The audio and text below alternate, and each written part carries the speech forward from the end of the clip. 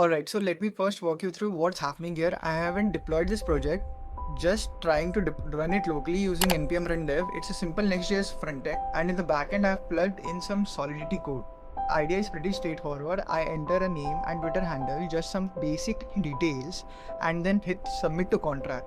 Once I do that, it asks for a small network fee since it's using Sepolia E, which is a testnet E, making it easy and accessible for everyone. After submitting, there's a little indicator that the transaction has been sent and it's now waiting for the response from the Chainlink VRF.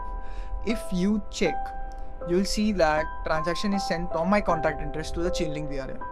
Now for the subscription part, it's simple. Just take your contact address and paste it onto your Chainlink VRF. You will also need to fill in usual details like VRF coordinator, key hash, link token and subscription ID, all of which are provided by Chainlink when you are deploying the smart contract. At the end, I am showcasing that I have about 128 link tokens. These are shared with me by some generous folks in the Chainlink community.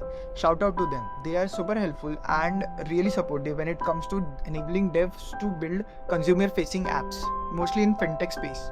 After everything's set up and confirmed, you just wait a bit and a random number is get generated from 1 to 100.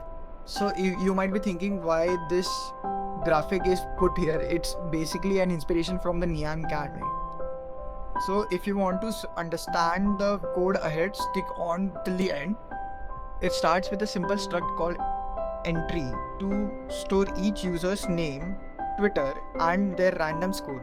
There are two key mappings, one that links each user's address to the entry and another that maps Chainlink's request ID to the user who made the request. When a user calls a request code, their info is saved and a randomness request is sent to Chainlink. The user is temporarily assigned a score of 0 and the request ID is stored. Once Chainlink responds, it triggers the fulfill random words function, which looks up the user from the request ID, turns the random number into a score from 1 to 100, saves it and emits a final event showcasing the result.